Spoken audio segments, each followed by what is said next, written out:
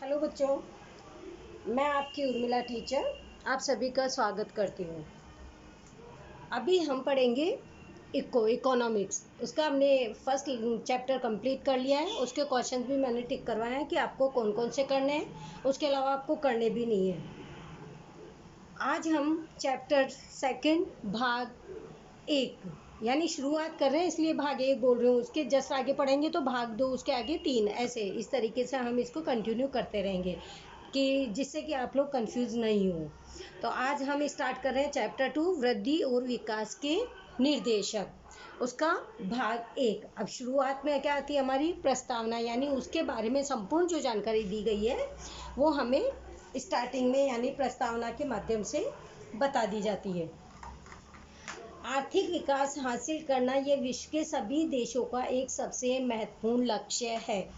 उसमें भी दूसरे विश्व युद्ध के बाद तो उसे आर्थिक चिंतन का केंद्र बिंदु के रूप में जाना जाता है, यानी सभी को अपने देश की आर्थिक स्थिति की चिंता होने लग जाती है। कब से? जब दूसरा विश्व युद्ध हुआ उसके बाद से, क्योंकि तब उसके बाद काफ़ी बदलाव आए थे। सन 1939 में 1939 से 1944 के दूसरे युद्ध के बाद, यानी कब से? 1939 से 1944 से दूसरे विश्व युद्ध के बाद दुनिया के विकासशील देशों ने अपनी बेरोजगारी, गरीबी, असमानता, भुखमरी की समस्याओं को दूर करने हेतु, निराकरण मीन्स दूर करना हेतु तीव्र आर्थिक विकास पर जोर दिया। यानी अपने देश की, अब युद्ध होता है तो काफ़ी परेशानियों का सामना करना पड़ता है, उसमें बेरोजगार भी बहुत हो जाते हैं, गरीब भी होते हैं। यानी इन सब की समस्याओं को दूर करने के लिए सबने क्या सोचा कि अपना आर्थिक विकास किस तरीके से किया जाए। विकासशील देशों ने आर्थिक विकास के द्वारा विकसित देशों की तुलना में प्रति व्यक्ति आय का अंतर घटाने, यानी जो लोगों में प्रति व्यक्ति आय जो होती है उसमें काफ़ी अंतर होता है, उसके द्वारा अगर लोगों की इनकम में अंतर होता है तो उनके जीवन स्तर में भी बदलाव आता है, उसमें भी फर्क होता है। घटाना और जीवन स्तर ऊंचा ले जाने का निश्चय किया, यानी जिन लोगों की प्रति व्यक्ति आय जिनकी कम थी उनकी थोड़ी बढ़ा दी जाए, जिससे क्या होगा, उनका भी जीवन अच्छे से यापन हो सकेगा। उसके बाद इन देशों में आर्थिक विकास के लिए जागृति आई। ऐसा कह सकते हैं कि अभी ये भी याद रखना चाहिए कि आर्थिक विकास की आवश्यकता सिर्फ विकासशील राष्ट्रों तक ही सीमित नहीं है। विकसित राष्ट्रों में भी अलग अलग कारणों से उतने ही आर्थिक प्रमाण में देखने को मिलता है। विकासशील देश आर्थिक विकास के द्वारा गरीबी, बेरोजगारी को घटाकर प्रजा का जीवन स्तर सुधारने का उद्देश्य रखते हैं। लोगों का जीवन स्तर कैसे ऊंचा उठेगा? जो बेरोजगार है उन्हें रोजगार देकर, जो गरीब हैं उनकी थोड़ी सी सहायता करके। तो विकसित देशों में भी आर्थिक विकास का उद्देश्य जीवन स्तर को बनाए रखने का ही है, जिससे उनका ऊंचा जीवन स्तर एक समान बना रहे। अगर सभी के, जो बेरोजगार है उनको रोजगार मिल जाएगा, गरीब है उन्हें थोड़ी सी सहायता मिल जाएगी, तो सभी लोग करीब करीब बराबर ही हो जाएंगे और उनके जो जीवन स्तर है वो भी थोड़ा सा सही होने लग जाएगा। इस प्रकार देखा जाए तो आर्थिक वृद्धि की दर को बनाए रखना ये विकसित देशों का प्रश्न है, यानी अपने देश की आर्थिक विकास किस प्रकार से किया जाए, लोगों की बेरोजगारी को दूर कैसे किया जाए, गरीबी कम कैसे की जाए, ये सभी के मन में एक प्रश्न बना रहता है। जबकि तीव्र आर्थिक विकास या विकासशील देशों की प्रथम आवश्यकता है। सबसे पहली आवश्यकता क्या है उनकी, कि अपने देश को कैसे विकसित किया जाए। सामान्य रूप से आर्थिक विकास, इकोनॉमिक डेवलपमेंट, और आर्थिक वृद्धि, इकोनॉमिक ग्रोथ, दोनों को समान माना जाता है। प्राचीन काल में आर्थिक विकास और आर्थिक वृद्धि शब्द एक दूसरे के बदले में खूब उपयोगी होते थे, परंतु कुछ अर्थशास्त्री वर्षों से आर्थिक विकास और आर्थिक वृद्धि दोनों को अलग मानते हैं। श्रीमती उर्सुला हिक्स, अंडरलाइन कीजिए, के मतानुसार, अब अलग अलग अर्थशास्त्री अपने अलग अलग सोच रखते हैं, अपने बात को अलग अलग तरीके से बोलते हैं, बात एक ही होती है लेकिन उनका कहने का तरीका अलग होता है। विकासशील देशों के आर्थिक प्रश्नों का निराकरण यानी जो आर्थिक उनकी समस्याएं हैं उनको दूर करने के लिए आर्थिक विकास होता है, जबकि विकसित देशों के आर्थिक प्रश्नों का निराकरण क्या होता है, उनको दूर करने का कि खुद की आर्थिक वृद्धि हो। हम अभी पढ़ेंगे सबसे पहले आर्थिक वृद्धि का अर्थ कि आर्थिक वृद्धि होती क्या है। वृद्धि अर्थात आर्थिक वृद्धि।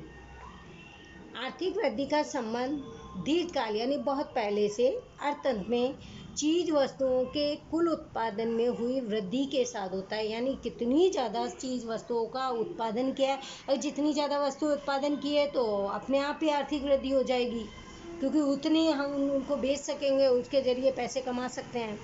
आर्थिक वृद्धि में वास्तविक राष्ट्रीय आय और वास्तविक प्रति व्यक्ति आय में निरंतर वृद्धि होती है। अगर उत्पादन के चीज वस्तुओं के कुल उत्पादन को ही बढ़ा दिया जाए, उसमें ही वृद्धि हो जाएगी, तो राष्ट्रीय आय और प्रति व्यक्ति आय में भी अपने आप ही वृद्धि हो जाती है। इस वृद्धि के लिए भूमि, पूंजी, श्रम, नियोजन शक्ति जैसे उत्पादन के साधन की आपूर्ति एवं गुणवत्ता में हुई वृद्धि जिम्मेदार होती है। किस कारण से आर्थिक विकास होता है, आर्थिक वृद्धि किस कारण से होती है? आपके पास जमीन है, यानी उत्पादन करने के लिए किस जगह करेंगे वो है, पैसा है, मेहनत है और उत्पादन में जो काम आते हैं वो साधन है। ये सब चीज़ें अगर आपके पास है, आपके पास क्वालिटी है, गुणवत्ता है बनाने की चीज़, तो ऑब्वियसली आपकी आर्थिक वृद्धि निश्चित है।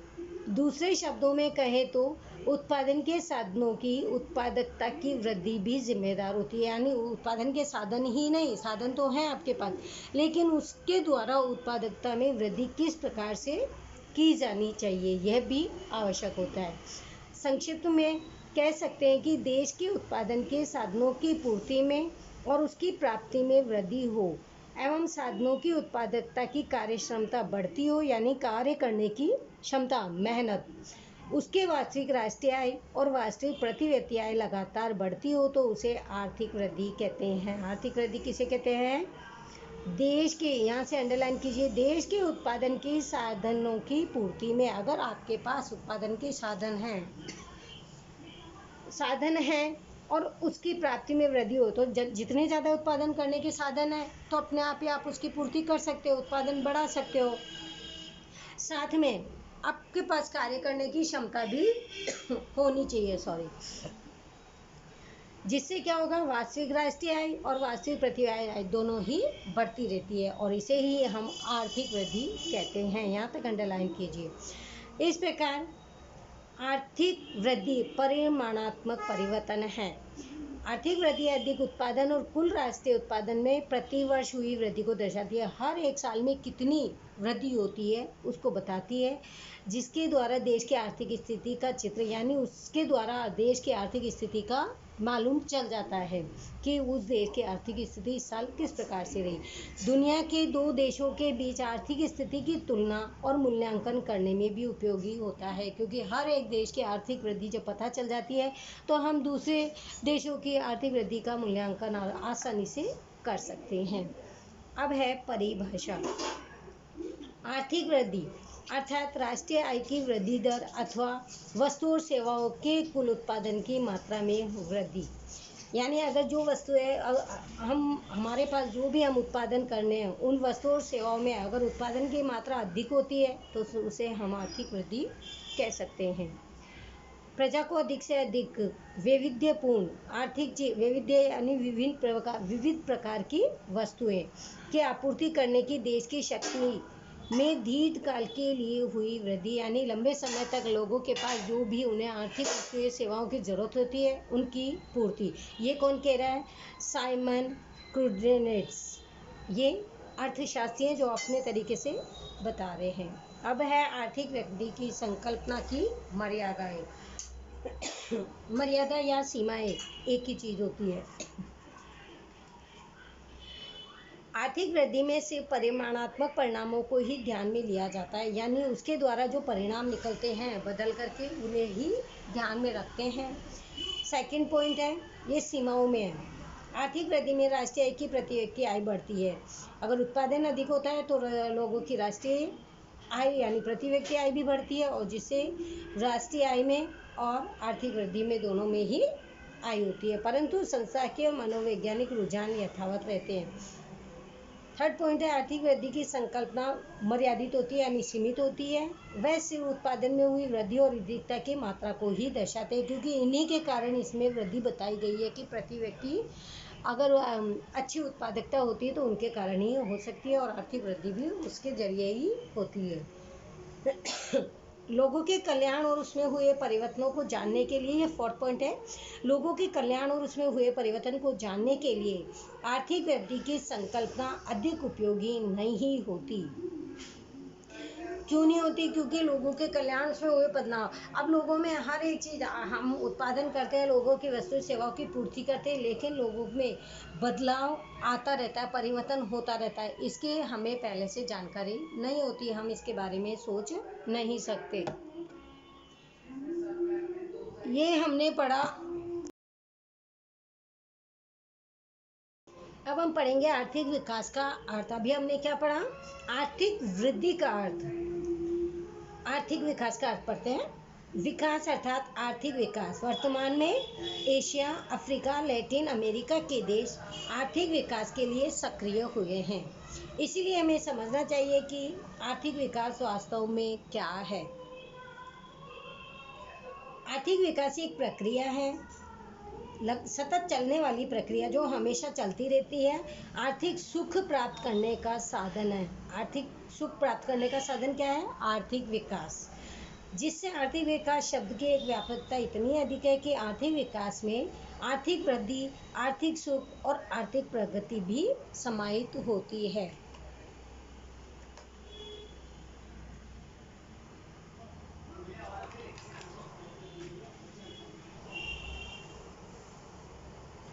आर्थिक विकास के दौरान भी वास्तविक राष्ट्रीय आय और वास्तविक प्रति व्यक्ति आय बढ़ती है।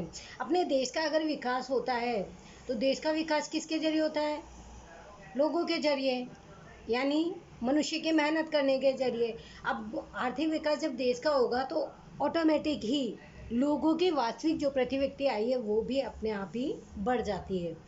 परंतु आर्थिक विकास ये सिर्फ परिमाणात्मक परिवर्तन नहीं है, उसमें आय में वृद्धि के साथ कई गुणात्मक परिवर्तन भी होते हैं। विकास ये वृद्धि की तुलना में विशेष है। यह बहुमुखी प्रक्रिया है।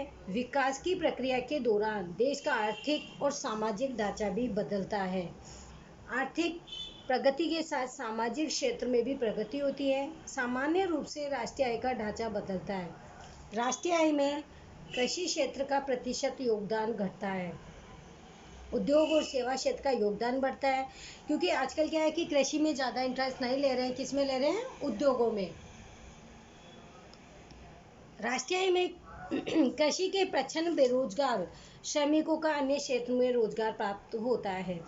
प्रच्छन्न बेरोजगार यानी कुछ समय के लिए, बाद में वो उनके पास कोई रोजगार नहीं होता तो बेरोजगार हो जाते हैं वो कृषक, किसान लोग, तो वो दूसरे व्यापार में, रोजगार में चले जाते हैं, यानी व्यवसाय में चले जाते हैं। आधुनिक तकनीक अमल में आती है जिससे समय और खर्च बचता है। नए बीजों की खोज होने के परिणाम स्वरूप उत्पादन वितरण का संकेत ढांचा यही बदलता है। सभी ढांचागत परिवर्तनों के कारण गरीबी, बेरोजगारी और असमानता घटती है। आर्थिक विकास किस प्रकार से दूर किया जा सकता है कि नई नई जो टेक्नोलॉजी हो गई, लोगों में जो लोग बेकार बैठे रहते थे, जो किसान कृषि मतलब बेकार खेती जो कम होती थी, उसमें लोगों ने क्या किया? अधिक से अधिक रोजगार प्राप्त करने के लिए अच्छे बीजों की खोज कर ली। जिससे क्या होता है कि उसके उत्पादन में भी बढ़ोतरी होने लगी। जब उत्पादन में बढ़ोतरी होने लगती है तो लोगों की गरीबी, बेरोजगारी की जो समस्या होती है, गरीबी में और अमीरी में जो डिफरेंस होता है, जो फ़र्क होता है, वो भी सब घटने लग जाता है। ये अभी हमने पढ़ा आर्थिक विकास। अब इसमें भी अपने अपने विचार रखते हैं। अर्थशास्त्रियों का कथन अलग अलग है, यानी कहने की तरीका अलग है, चीज़ एक ही होती है। अब इसमें सबसे पहले माइकल टोडेरो कहते हैं कि आर्थिक विकास ये बहुपरिमाणीय प्रक्रिया, यानी जिसके अंदर बहुत से परिणाम प्राप्त होते हैं, वो एक प्रक्रिया है। कौन कहता है? माइकल टोडेरो। जी.एम. मेयर कहते हैं कि आर्थिक विकास एक ऐसी प्रक्रिया है कि जिसके अंतर्गत गरीबी रेखा के नीचे जीवन जीने वाले जनसंख्या में वृद्धि न हो। आय का, यानी जितने लोग थे गरीबी से भी नीचे, जो कि अपने 2 समय का खाना खाने के लिए भी परेशान होते हैं, आय का वितरण अधिक समान न हो, इन शर्तों के अधीन देश की प्रति व्यक्ति आय में दीर्घकालीन वृद्धि होती है। अब जीएम अब मैकल्प जो अर्थशास्त्री वो क्या कहते हैं कि जनसंख्या स्थिर हो या लगातार बढ़ती हो, परंतु उत्पादन के साधन और उत्पादन की पद्धति में जन्म लेने वाली ऐसी प्रक्रिया जिसके कारण प्रति व्यक्ति आय में सतत वृद्धि हो, लोगों का जीवन स्तर ऊंचा होता है, तो देश का आर्थिक विकास हो रहा है, ऐसा कह सकते हैं। इनका मानना क्या है मैकल्प का कि जनसंख्या अगर नहीं बढ़ती है या बढ़ती है तो कोई फ़र्क नहीं पड़ता है, लेकिन फ़र्क किससे पड़ता है, लोगों का जीवन स्तर अच्छा हो रहा है या नहीं। अगर अच्छा हो रहा है तो देश का आर्थिक विकास हो रहा है। अब हम पढ़ेंगे आर्थिक विकास के लक्षण। सबसे पहला पॉइंट है, आर्थिक विकास लगातार चलने वाली प्रक्रिया है। आर्थिक विकास की प्रक्रिया निरंतर निश्चित दिशा के क्रम में धीमी परंतु मजबूत प्रक्रिया चलती धीरे धीरे, लेकिन कैसी है, एकदम से मजबूत है। मजबूत कैसे बताया गया है यहाँ पे, क्योंकि लोगों का जीवन स्तर अच्छा होता है। किसी भी देश में विकास की प्रक्रिया शुरू करने का काम सरल है, परंतु उसको बनाए रखने का कार्य मुश्किल है। शुरुआत तो सब कर सकते हैं विकास करने के लिए, लेकिन आगे भी दीर्घकालीन समय में भी उनका इसी प्रकार से विकास होता रहे। सामान्य रूप से विकास की प्रक्रिया शुरुआत में तेजी से होती है, परंतु समय बीतते बीतते वह प्रकाश की दरी कैसे हो जाती है, गति धीमे धीमे हो जाती है, यानी धीरे हो जाती है। सेकंड पॉइंट है, परिमाणात्मक और गुणात्मक परिवर्तन होता है। आर्थिक विकास में उत्पादन में वृद्धि अर्थात परिमाण, यानी इसका परिणाम क्या निकलता है, संशोधनों के द्वारा, यानी उसमें फिर खोजबीन की जाती है, जांच पड़ताल की जाती है। वस्तु की गुणवत्ता में सुधार जैसे गुणात्मक परिवर्तन होते हैं, परंतु गुणात्मक परिवर्तन अधिक होता है, यानी उसमें किस प्रकार से परिवर्तन लाया जाए कि उनकी क्या हो, आर्थिक विकास हो, किसका, अपने देश का। थर्ड पॉइंट है, मांग में परिवर्तन। विकास होने से लोगों की आय बढ़ती है, रुचि बढ़ती है, जिसके परिणाम स्वरूप मांग भी बढ़ती है। विकास के शुरुआती चरण में प्राथमिक वस्तुओं की मांग तेजी से बढ़ती है, उसके बाद मोह शौक सुख सुविधाएं वाली वस्तुओं की मांग भी बढ़ने लगती है। आपके पास जितना पैसा आएगा उतना ही आप पहले क्या करेंगे, आप अपनी जो मेन ज़्यादा ज़रूरत की चीज़ें वो खरीदेंगे। अब और पापा ने सेकंड डे भी आपको बिना मांगे पैसे दे दिए तो कुछ जाके मॉल वगैरह में चले जाओगे। उसके बाद अगर आपको पापा ने एक्स्ट्रा मनी दे दी कि आप बहुत अच्छे हो, आपने मार्क्स अच्छे लाए, आप रिजल्ट अच्छा ला रहे हो, तो आपको जो एक्स्ट्रा पैसे मिले तो आप क्या करोगे, आप मोबाइल खरीदोगे, लैपटॉप, बाइक वगैरह, जो मेरे स्टूडेंट खरीदते ही रहते हैं, वो सब मौज और शौक जिसमें आप एंजॉय करते हो वो सब चीज़ें भी आप खरीदने लग जाते हो, यानी वस्तुओं की मांग धीरे धीरे बढ़ती रहती है। फोर्थ पॉइंट है, श्रम की गतिशीलता बढ़ती है। विकास के कारण शिक्षा में वृद्धि होने से श्रम की गतिशीलता भी बढ़ती है। श्रम की गतिशीलता यानी मेहनत करने, जब आपके पास इनकम जैसे जैसे अगर आने लग जाती है तो आपका काम करने में रुचि होने लग जाती है। फिफ्थ पॉइंट है, पूंजी सृजन में वृद्धि होती है। विकास से अलग अलग वस्तुओं की मांग बढ़ती है, नए नए साहसकर्ता यानी फिर हिम्मत करके लोग और आगे आने लगते हैं काम करने के लिए, जिससे क्या होती है, पूंजी सृजन और पूंजी निवेश, यानी पैसा आने भी लगता है, और जो पैसा आने लगता है उसे हम क्या करते हैं, उसको निवेश भी करते हैं, यानी व्यवसाय में लगाते भी हैं। क्यों लगाते हैं, क्योंकि हमारी सोच क्या हो जाती है कि अगर हम पैसा लगा रहे हैं तो और अधिक हम पैसा कमा सकते हैं।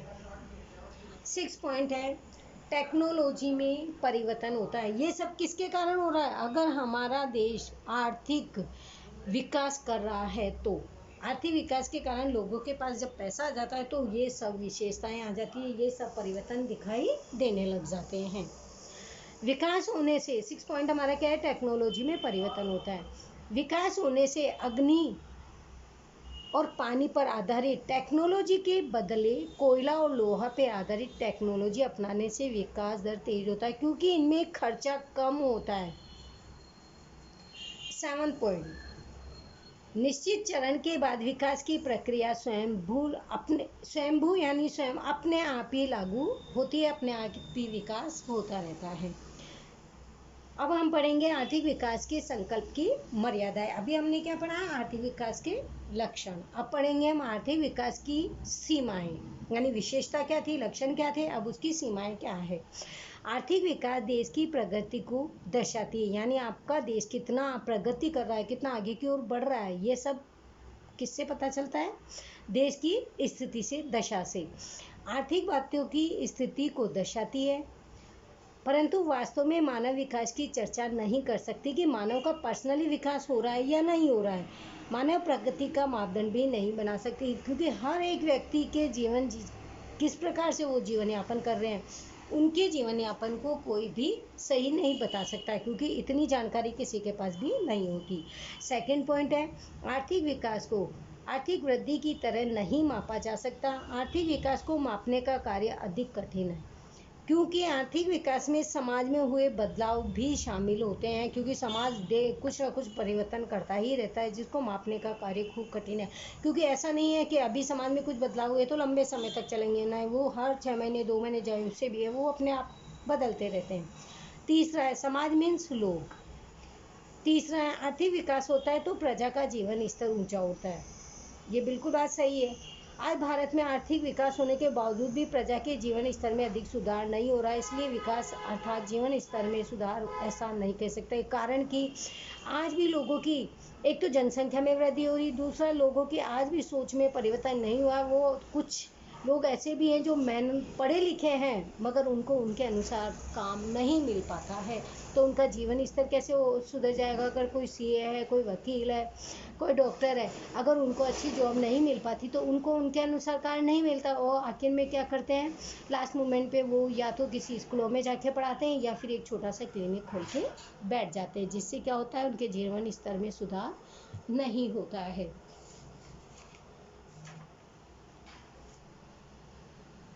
अब हम पढ़ेंगे आर्थिक वृद्धि और आर्थिक विकास में अंतर। ये अभी हमने एक साथ पढ़े, लेकिन अब हम एक साथ अगर अंतर हम पढ़ लेते हैं तो आपके समझ में अच्छे से आ जाएगा कि आर्थिक विकास क्या होता है और आर्थिक वृद्धि क्या होती है। आर्थिक विकास या आर्थिक वृद्धि से कुछ विशेष है, यानी अलग है, खास है। आर्थिक वृद्धि एक ऐसी प्रक्रिया है जिसमें अर्थतंत्र की आय बढ़ती है, परंतु अर्थतंत्र की संस्थाओं में बदलाव नहीं होता, लोगों की मनोवृत्ति नहीं बदलती। जबकि आर्थिक विकास में अर्थतंत्र की आय बढ़ने के साथ साथ लोगों की मनोवृत्ति की भी बदलती है। इसीलिए जिराल्ड मेयर बताते हैं कि ये अर्थशास्त्री अंडरलाइन कर लीजिए, ये क्या बोलते हैं कि विकास अर्थात वृद्धि के साथ हुआ परिवर्तन विकास कब माना जाता है? जब आर्थिक वृद्धि लोगों की होती है और उसमें भी बदलाव होता है। आर्थिक विकास और आर्थिक वृद्धि के बीच अंतर निम्न प्रकार से प्रस्तुत किए गए हैं। हम इनके अंतर को एक बार पढ़ते हैं। आर्थिक वृद्धि और आर्थिक विकास। पहला पॉइंट है, आर्थिक वृद्धि एक घटना है। घटना मतलब ये काम करने का एक तरीका है, यानी किस प्रकार से आपकी आर्थिक वृद्धि हो रही है। आर्थिक विकास एक प्रक्रिया है। प्रक्रिया कैसे? क्योंकि काम किया जा रहा है, अपने देश को बढ़ा रहे हैं, देश का आर्थिक विकास कर रहे हैं, तो लोगों का काम करने का तरीका भी उसके अनुसार ही बढ़ता है। लोग अपने देश का भी सोच रहे हैं, देश अपने लोगों का भी ध्यान रख रहे हैं। सेकेंड पॉइंट है, आर्थिक वृद्धि में परिमाणात्मक परिवर्तन होते हैं, यानी उसका परिणाम भी होता है। आर्थिक वृद्धि कब होती है लोगों की, उसके परिणाम क्या निकलते हैं। सेकेंड पॉइंट, आर्थिक विकास में परिमाणात्मक और गुणात्मक परिवर्तन है, क्योंकि ये दीर्घकालीन तक का होता है, इसलिए जो परिणाम निकलता है वो गुणात्मक यानी अच्छे होने चाहिए, उससे फायदा क्या होता है। थर्ड पॉइंट है, आर्थिक वृद्धि में अर्थन में उपलब्ध साधनों के पुनः वितरण पर भार दिया जाता है, यानी जो साधन काम में लिए गए उन्हें दोबारा से हम काम में लेंगे, ऐसा बोला जाता है। जबकि आर्थिक विकास में क्या है, आर्थिक विकास में अर्थतंत्र के बिना उपयोग में लिए गए साधनों का प्रश्न उठता है, ऐसा कि जो हम यानी नई नई टेक्नोलॉजी, नई नई सोच के बारे में सोच करके अपना जीवन स्तर किस प्रकार से ऊंचा हो, उस प्रकार के वस्तुओं को काम में, साधनों को काम में लेते हैं। फोर्थ पॉइंट है, आर्थिक वृद्धि विकसित देशों के साथ संकलित संकल्पना यानी जुड़ी हुई एक सोच है, जबकि आर्थिक विकास विकासशील देशों के साथ संकलित संकल्पना है, ताकि दूसरे देशों को अगर हम देखते हैं तो उसके अनुसार कार्य करते हैं तो अपने देश का विकास भी हम आसानी से कर लेते हैं। 5th पॉइंट, आर्थिक वृद्धि को मापने का कार्य सरल है, क्योंकि इसमें आर्थिक विकास किसका होगा? अगर लोगों का जीवन स्तर सही होता है तो आर्थिक वृद्धि हो जाती है उनकी, जबकि आर्थिक विकास को निश्चित रूप से मानने का काम करने का कठिन है, उसको माप नहीं सकते, कारण कि उसमें व्यक्तियों की जीवन स्तर रेखा सही चल रही है नहीं चल रही। जैसे अभी एग्जाम्पल में मैंने दिया भी था कि डॉक्टर, वकील वगैरह, इनको इनके अनुसार काम नहीं मिल पाता तो इनका जीवन स्तर भी सही रूप से नहीं चल पाता, तो हम निश्चित रूप से इसे हम माप नहीं सकते, कठिन होता है। 6 पॉइंट है हमारा, आर्थिक वृद्धि की संकल्पना एक सीमित होती है, लिमिट होती है, इसको हम आगे नहीं बढ़ा सकते, जबकि आर्थिक विकास हम आगे बढ़ा सकते हैं। हम सोच सकते हैं कि अपने देश का आर्थिक विकास हम किस प्रकार से कर सकते हैं। 7वां पॉइंट है, आर्थिक विकास का संबंध प्रति व्यक्ति आय में वृद्धि के साथ होता है, यानी हर व्यक्ति की अगर प्रति व्यक्ति आय बढ़ती है तो उनका आर्थिक वृद्धि भी होती है, जबकि आर्थिक विकास का संबंध प्रति व्यक्ति आय के साथ वितरण से होता है, यानी जो प्रति व्यक्ति आय तो हो रही है लेकिन सभी को समान रूप से होनी चाहिए। आर्थिक वृद्धि का 8वां पॉइंट है, आर्थिक वृद्धि तेजी से होती है, जबकि आर्थिक विकास प्रक्रिया धीमी लेकिन लंबे समय के लिए होती है। आर्थिक विकास होता तो तेज है, आर्थिक वृद्धि होती तो तेज है, लेकिन लंबे समय के लिए नहीं होती, जबकि आर्थिक विकास लंबे समय के लिए होता है लेकिन फिर शुरुआत में तेजी से होने के बाद धीरे धीरे धीमी गति में आ जाती है। अब लास्ट 9 पॉइंट है, आर्थिक विकास और आर्थिक वृद्धि के बिना संभव है। आर्थिक विकास कैसे हो सकता है? आर्थिक वृद्धि के बिना भी हो सकता है, लेकिन आर्थिक वृद्धि के बिना आर्थिक विकास संभव नहीं है। आज हमने क्या क्या पढ़ा? हमने लेसन चैप्टर 2 वृद्धि और विकास का शुरुआत करी थी। भाग 1 हमने पढ़ा है। हमने आर्थिक विकास और आर्थिक वृद्धि और आर्थिक विकास क्या है उसके बारे में जानकारी ली, आर्थिक क्या है उसका, और फिर हमने पढ़े इनके आर्थिक विकास और आर्थिक वृद्धि में अंतर, और ये हमारा था भाग 1। आगे अब हम आज का लेक्चर हम यहीं समाप्त करते हैं, क्योंकि आप भी बोर हो जाओगे, आप भी आगे का पढ़ने वाले नहीं हो, तो आपने आज जितना हमने पढ़ा आप इसको पढ़ना शांति से। अगर कोई प्रॉब्लम हो तो एक जगह रखना और फिर आप मुझसे कंसल्ट कर सकते हो, मुझे कांटेक्ट करके प्रॉब्लम पूछ सकते हो। आगे का नेक्स्ट लेक्चर हम कंटिन्यू करेंगे। Thank you everyone and bye bye बच्चों।